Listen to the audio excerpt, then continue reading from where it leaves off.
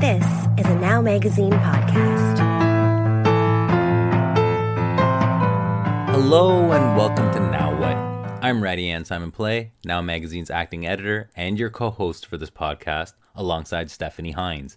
On this week's episode, we're joined by Sneakerella actor Devyn Nekoda and the kids in the hall, who spoke to our former host and senior film writer, Norm Wilner, last year as they wrapped filming on their new season.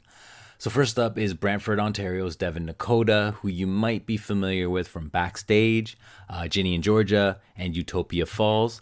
She is charming as hell in the gender-flipped remix of Cinderella. It's called Sneakerella. It's replacing the glass slippers with some really fancy kicks, and it's currently streaming on Disney+.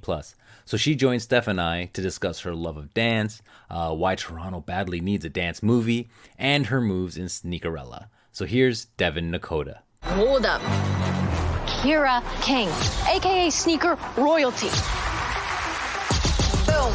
The King's Charity Gala. Yeah, design some sick kicks, show off your talent. At the most exclusive sneaker event of the year. That could happen. This is your shot. Come on, get up. You've got sneakers to make. First of all, so we all watched this movie last night, and the throwbacks to the OG Cinderellas is it got me in my feelings, because I think we all have our memories of different versions of Cinderellas. Like, there's been so many. I mean, for me, I grew up when I was a child. I only had 2 home videos in my house. One was the original animated Cinderella. The other was 10 Commandments, and that's literally like I would have to go back and forth between those 2 movies all summer. And Steph, you grew up with, I think, more versions than me, right? I did. I grew up with the Brandy and Whitney Houston Cinderella, like just a classic. So what was it like for you embarking on this adventure with such a staple movie? Yeah, I mean, when I first got the audition, I was obviously just excited to be auditioning for a Disney Plus movie. And then once I kind of put 2 and 2 together, I'm like, oh, this is like a modernized twist on Cinderella. And I think, what makes the movie so unique is kind of what drew me to it. Because like you said, there are so many iterations of this movie. But on its own, it is an entirely unique concept, with pulling from, the inspiration from the original.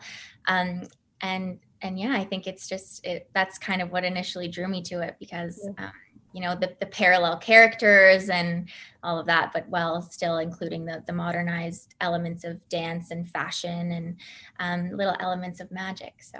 Yeah. Well, which ones did you grow up with? Any of the older Cinderellas? Like, which one is the one that you would gravitate to? Probably the first animated version of Cinderella. My mom is a huge Disney fan. Like, she's one of those, those ones. And so she's like obsessed with Disney. So with it was the big thick VHS tapes with the big plastic coverings and shit like that. All of them. Yes. Yeah. The ones literally they could cut you. The plastic on those VHS tapes could cut. Yeah. So that's what I grew up with. Uh-huh. Well, so then let me, looking at this Sneakerella and like all the nods, so I love the little nods, like how the pumpkin is now a car that has to meet the parking meter that's about to get towed, and all the characters substituted. And then I was wondering, it's like, wait a second, then does that make Devyn's character like Jack and Gus? Like, who are you replacing? Who are you filling in for? Okay, I'm so glad you brought this up, because I wanted to have this conversation with someone. I think so. I think I would be like Gus. I don't know who else I would fit into, but I think everyone else was saying like Sammy is a new character. She's a brand new, and I'm like, no, you guys, I'm clearly Gus. Like, yeah. Well, I think you bring that energy. Yeah. You definitely, the Gus and the Jack energy. I mean, you're like, Gus was a little like needed to be led a certain way, and you're clearly leading the way on this thing. But, yeah. So then, first of all, and I think Steph agrees, like, we both love your energy. You're like a spark plug in this movie. You're so charming. And I want to know more about you. So, tell us about where you come from. Like, give us your background. I mean, I understand you've been dancing since you were 2. Mm-hmm. Yeah. So, I started dancing when I was 2, and I initially never wanted to be an actor. That was something that I never had hopes of doing. I never even had a thought of doing it. Later on, after I had been dancing competitively for a couple of years, I told my mom that I was interested in maybe doing dance in film or music videos or something. And so she reached out to my now agent and was like, hey, my daughter is kind of thinking of dancing in shows. Can you set her up with an audition? And I went to this audition, and it was strictly a dance audition. And for some reason, the director was there, and he was like, you kind of look like what we want for one of the leads in this movie. Would you mind reading the sides? And I was so shy, and I'm like, no, I don't want to do that. I shut that down so quick, and I'm like, no, thank you. And he went out and he had a conversation with my dad, and my dad kind of calmed me down. He was like, you got this, like, just go, you're just reading from a piece of paper, like, you have it. And then I booked that role, and I've been acting ever since then. And in some really amazing productions, like you've landed Ginny in Georgia, you've got the Utopia Falls. So it's a lot of good stuff. You're doing work with Molly Ringwald. Like, hello. Oh my goodness, yeah. So I just finished stalking your TikTok. Oh, Adorable dog, and I would love to spend the day with you and your boyfriend. And his sister.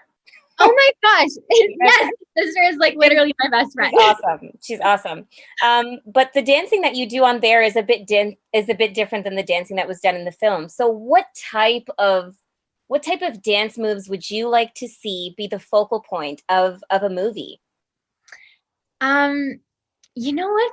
For me, a lot of the time, and a lot of what you're seeing on TV and film, a lot of the time is a lot of upbeat jazz or hip hop, and I love that. But I'm actually more of a contemporary dancer, contemporary modern. So I would love to do a project that incorporates that for sure.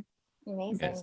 So, here's the thing, like, and Steph knows this. I am a huge dance movie fan, whether it's Step Up or Magic Mike, or we go back to the Astaire and Ginger Rogers movies and stuff like that. And I mean, you're talking about the type of dance first of all, like, and I think Steph brought this up earlier. I was like, it must have been crazy to, like, you coming out of the pandemic and you get to do these big dance musical numbers on the street and stuff. Like, was that exhilarating in and of itself?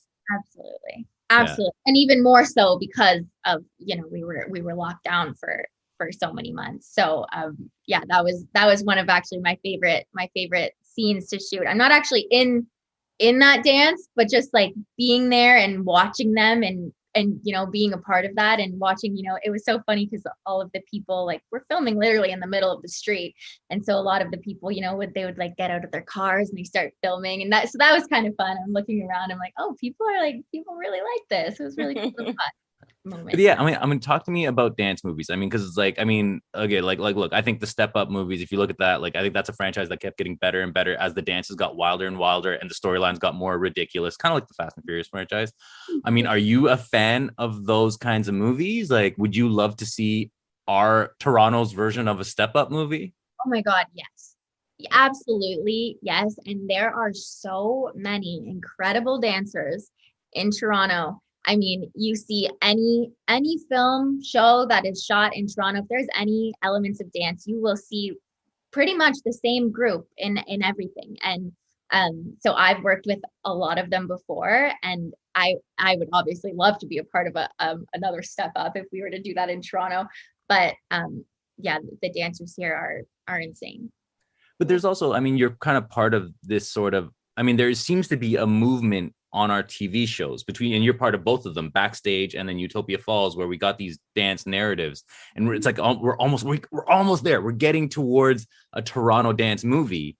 But what do you want to see a Toronto dance movie capture in terms of? I mean, because for me, I want to see a Toronto dance movie that captures our history with being like, how music videos like Give Me the Light and Get Busy put us on the map, that reflects like the Caribbean culture, like specifically Jamaican dancehall and soca, like those influences on Toronto's dancing. Like, what do you imagine a Toronto dance movie to be?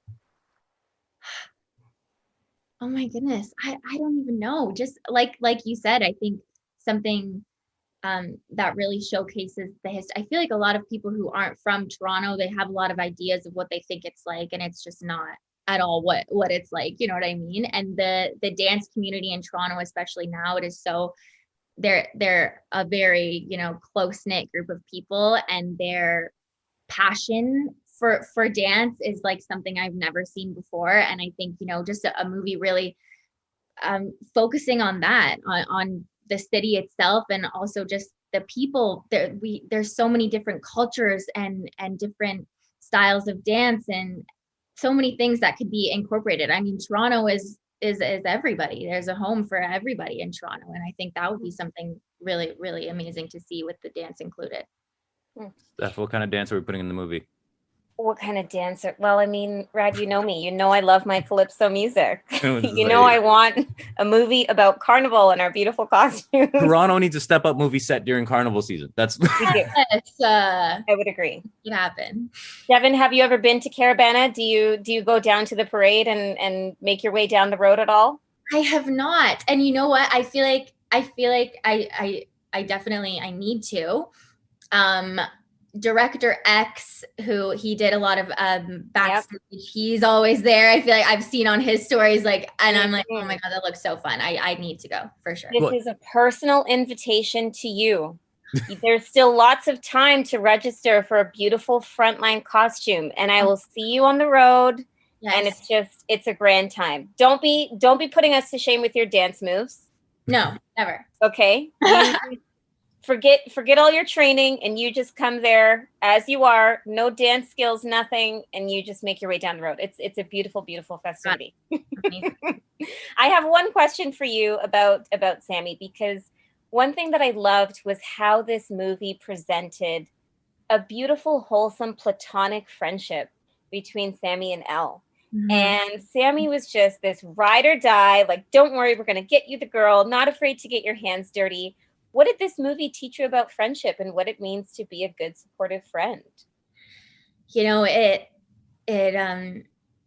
taught me a lot in terms of friendship, and I have a lot of respect for Sammy for being that, you know, sort of example. And I hope a lot of kids look up to her and see that, you know, this is what a good friend actually looks like. You know, she knows when to push more. She knows when to hold back and not, you know, give him his space and not do anything.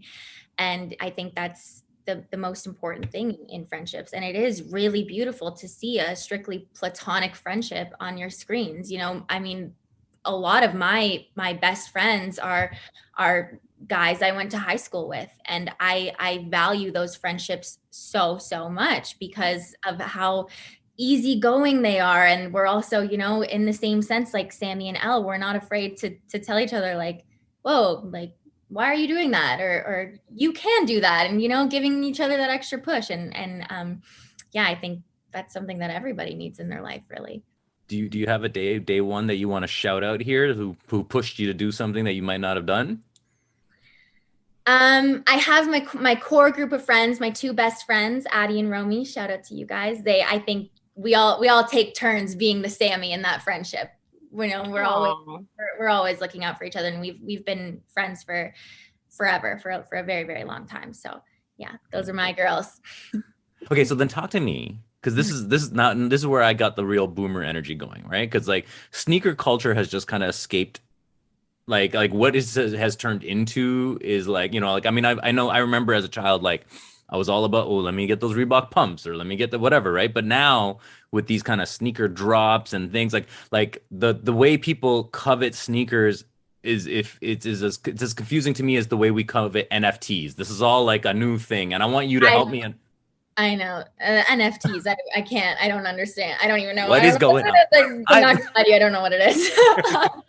But yeah, I mean, sneaker culture has been around for so long, but now there's these people that we consider sneakerheads, and they're the people who will, you know, save up all of their money. They're the ones waiting in line just to get that first pair of shoes. And it's like, it really is an art form to some people, you know. I mean, expressing yourself through your clothes and your shoes is something, you know, that we talk about a lot in the movie. And I am not able to consider myself a sneakerhead yet, but we're making our way up there. Because of the movie, you think? Pardon? Did the movie turn you more onto sneakers? More for sure, yes. I've always had a love of sneakers, which also is one of the main reasons why I was so drawn to this movie. But yeah, more so after, because I saw like our amazing costume designer. She was pulling in so many different shoes, and I'm like, do you have those in a size 7? Take those, please. But yeah, I have grown the collection since the movie. Do you have a favorite pair?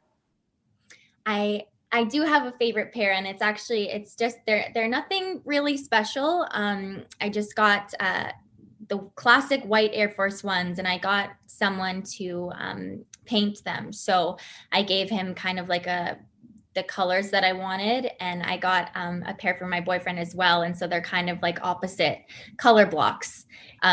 And so that was my anniversary present to him, which this is why I want to spend the day with you guys, because then I would also have the matching Air Force One. Absolutely. We will get you a pair. We're basically a family now at this point. Yeah.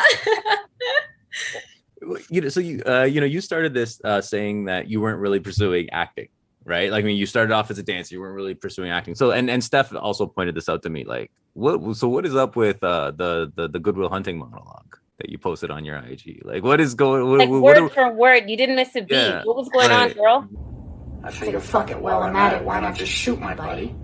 Take his job, give it to his sworn enemy, hike up gas prices, bomb a village, club a baby seal, hit the hash pipe, and join the National Guard. I could be elected president. Oh my God, thank you. I love that movie so much. And you know what? Before, I actually have never been a huge movie watcher. And as an actor, I felt really bad about it. And so a few years ago, I made a pact to myself. I'm like, we're going to watch the classics, the good classic movies. And Good Will Hunting was one of the ones that I started with. And I watched that monologue, and I was like, I was blown away. And I had to rewind it. I watched it again, and I'm like, oh, I'm going to learn that. And I did it that night. I learned it that night. It's blowing my mind that Good Will Hunting is considered a classic. And you understand, like, I'm just like, fuck, like I was already dating when that movie came out. And it's like, what's going on here? Like, come on, man.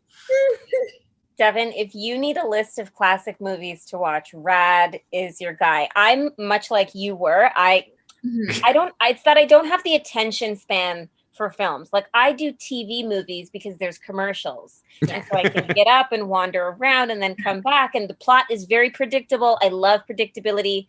It's actually a sign of anxiety when you go and rewatch things or things that are very predictable. But Rad, since starting to work with Rad, I have really upped my movie game and my movie intelligence. So this is absolutely the guy to get you. Okay, amazing. I will start you off with 100 years ago. Some to talk about classics. She's talking about movies that came out 20 years ago as classics. And I'm like, it's like, so what's the goal then? I mean, you did this. You put out your Damon, your Good Will Hunting auditions, right? And like, what is the dream role for Devyn, who has not quite, like, who didn't think she was going to be an actress when she started off? Now she's like, out trying to outdo Matt Damon. What's going on? Where are we going? And then also, what is next for you? I think the goal for me, honestly, is I just want to be working wherever. If it's a day player role, it doesn't matter. If I'm on set, like, that's the happiest place for me. But dreaming bigger, the end goal, I would say I would love to do a Marvel movie. I'm a huge fan of all of them, and I just am really into action right now, which I did not used to be. And I got to do my own stunts in a project in Utopia Falls, and so I would love to do an action movie where I can do all of my own stunts, and I'm like just a badass fighting people. I love it. I'm looking into my crystal ball and seeing it happening, Devyn. My crystal ball is saying good things are coming for you. And that's it for our interview with Devyn Nekoda.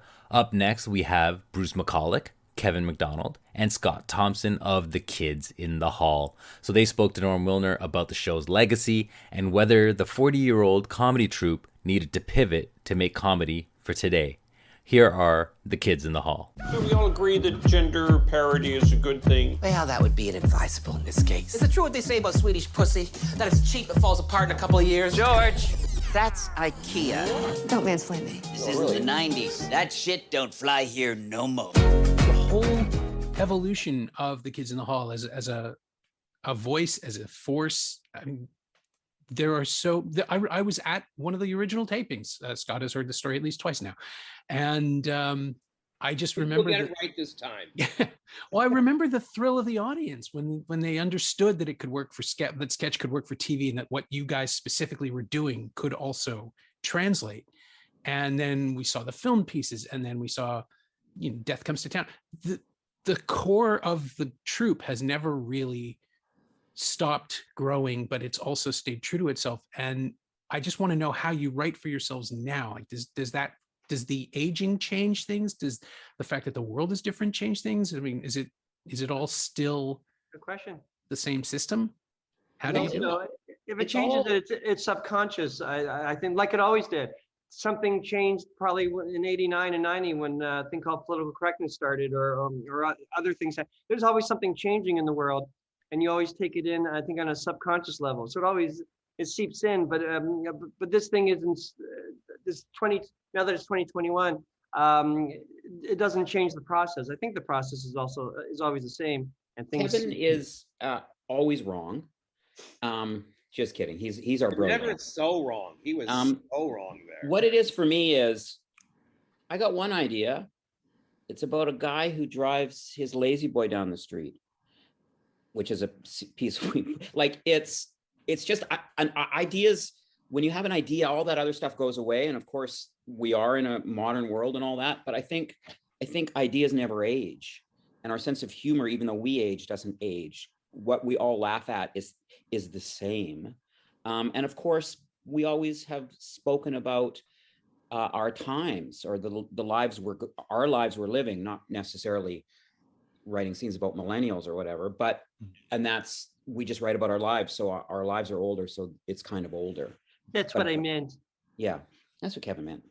I was explaining the concept of an in-joke to somebody the other day, and I used Cheetah Would Laugh, that little throwaway line from the Tarzan at the Office sketch, which has stayed with me for 30 years because it encapsulates something that I've felt so perfectly. And I'm really curious to see what you do now, because I feel like you're still speaking to me. And I don't know if that's because we're all roughly the same age and we came up like in the same continuum, but I also know that there are people like Mae Martin, who is a massive, massive fan of yours, to the point where I interviewed her for her show, Feel Good, in really good, actually. Oh, it was marvelous. Really, I just started watching it. Oh, it's fantastic. And the second season holds. Like, it's great television.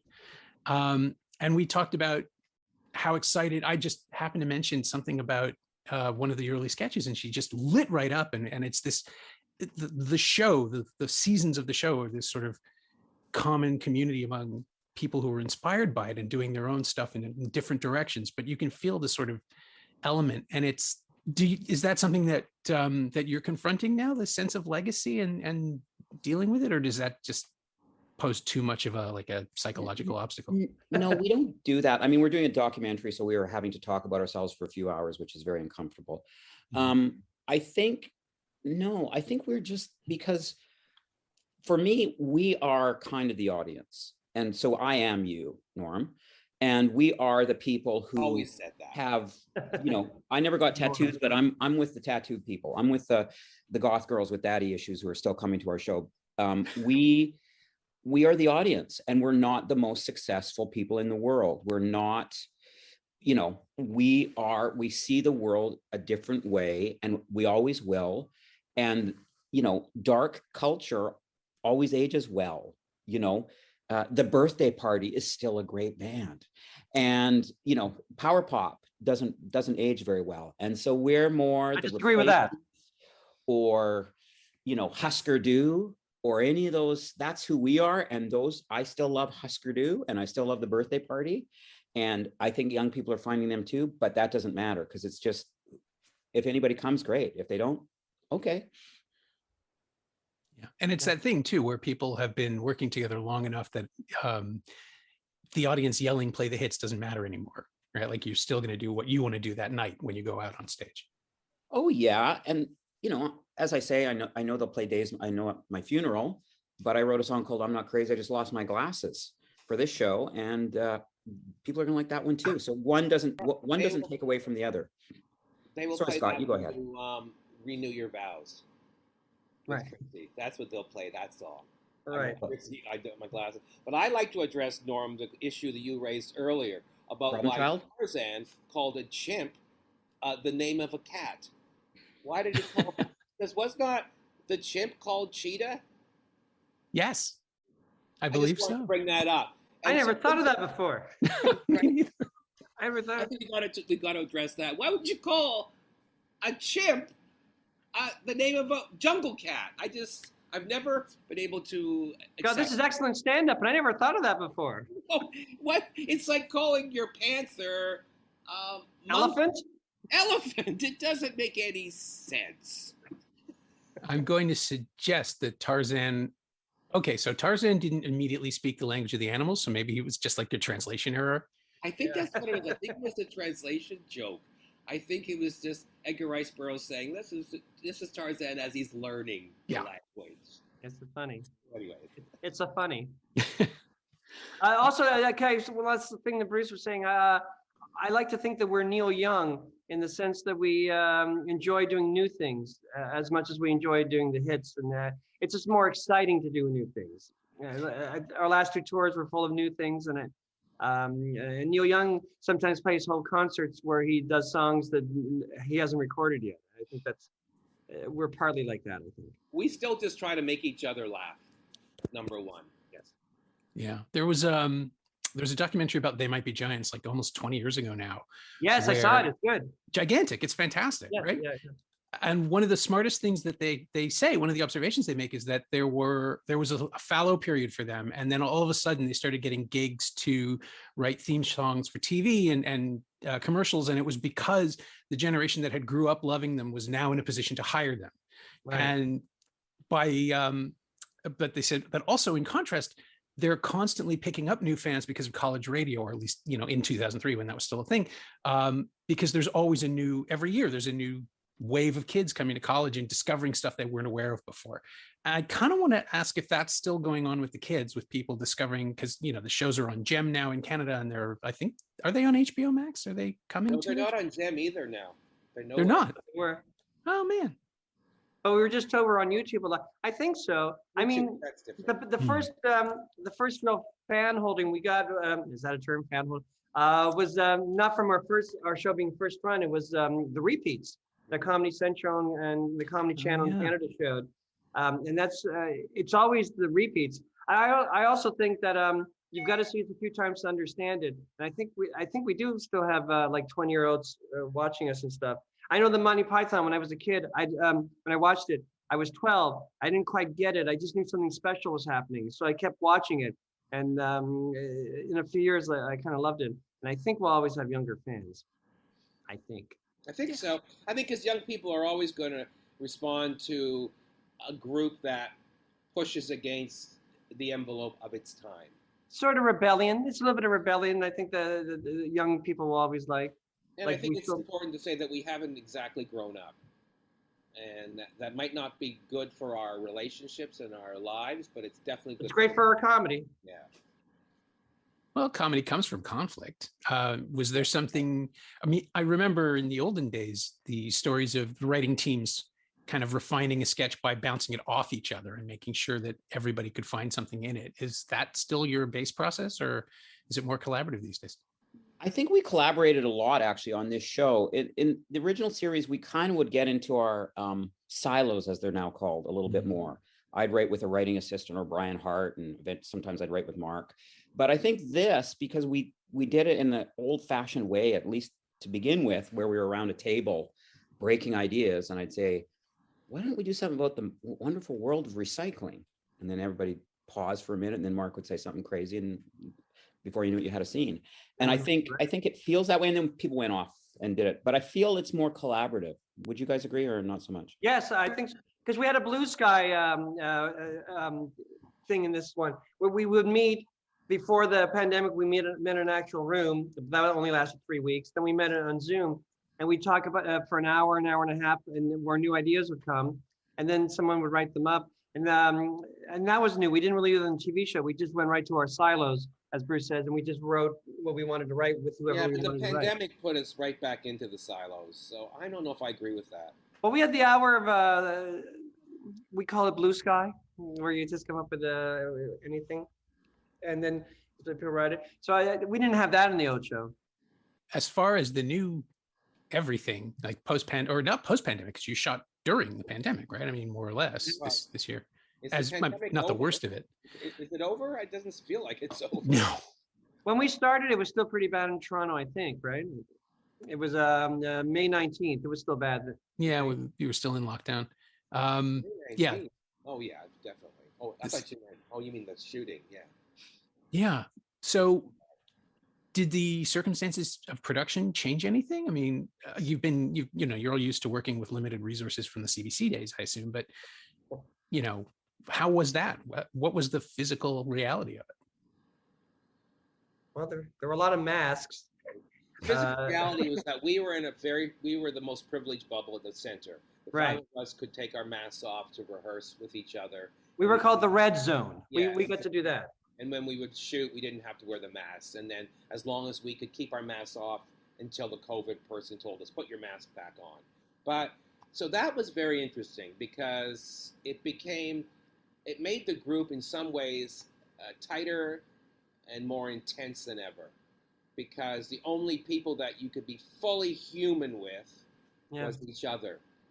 And it's also not like I do another show called The Tall Boys, which we shot right after COVID, and it was scary. People were like tender and kind of losing it a bit on set just because of stress and the masks and all that.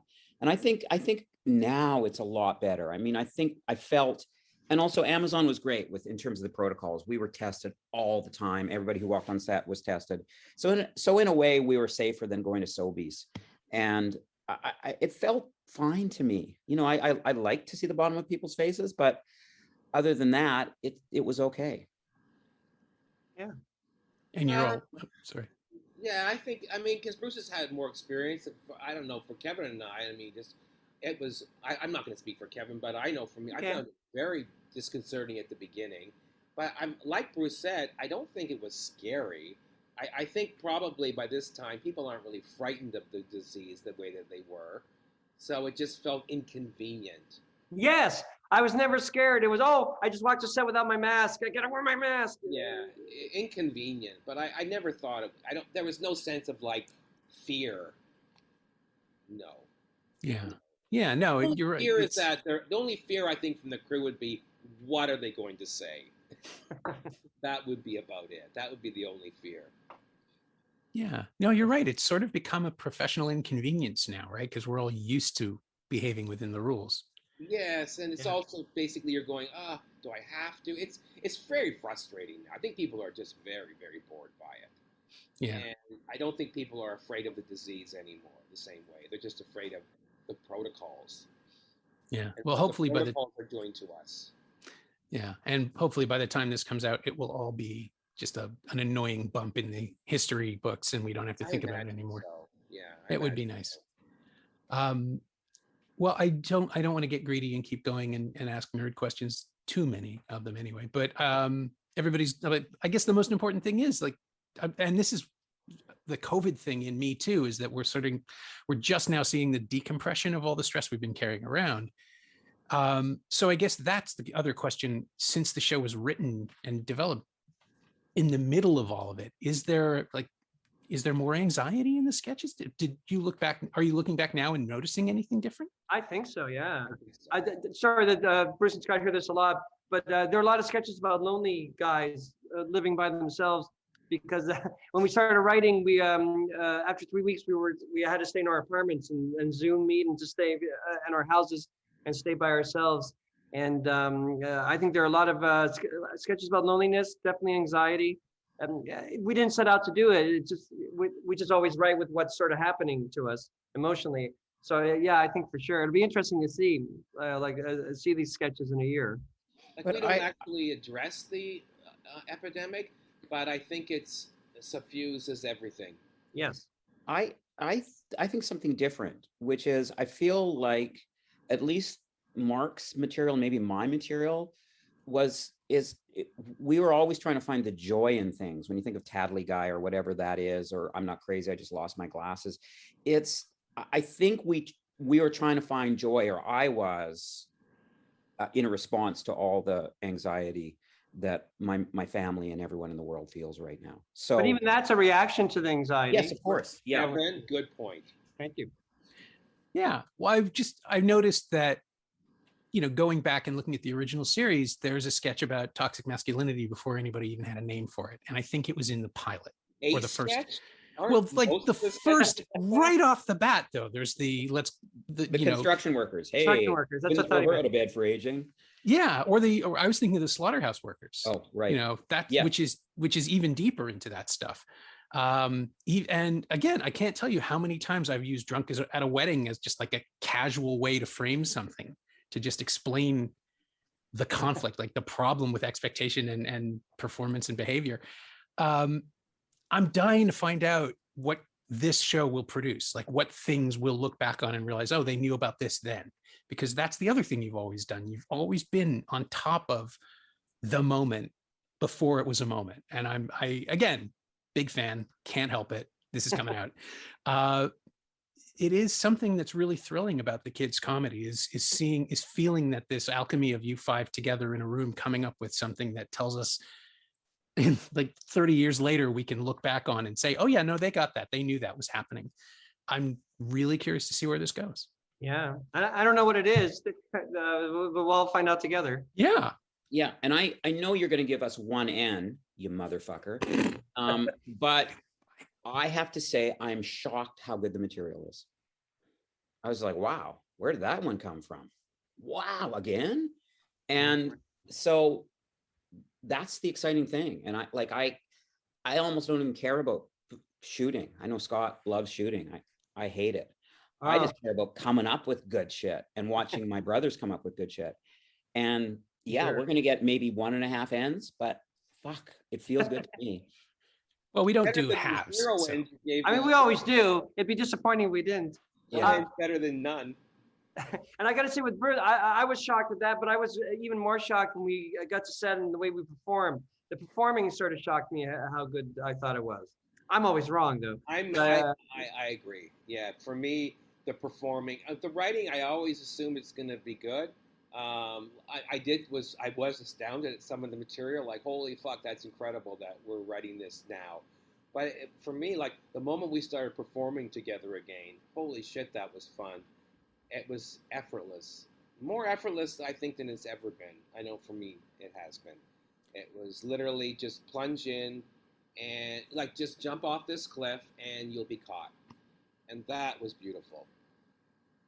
Oh, that's nice. I thought we all did excellent straight man work. That's when you can really tell, like, the acting's improved. We were all like the kind of straight man you want a Harvey Korman to be, like everybody's straight and he's funny. It's so much better. Yeah. It was exciting, very exciting. I mean, is that it? The whole thing of breaking off, going in your own directions, doing your own stuff, and then realizing that there are certain strengths that come out when you're the most comfortable, I assume is how it works. Like when you're with people you've known that long, you can, like, just like you were saying, you can be your real selves. Yes. Yeah. When we shot the miniseries, Death Comes to Town, 2009, I remember Mark going around to the four of us going, wow, you guys can act. I never noticed before. Not Scott. He always knew Scott could act. I said to Mark, wow, you can give people compliments. I never knew that you could do that before. Yeah. I didn't think we were allowed to. I didn't think we were allowed to be kind to each other.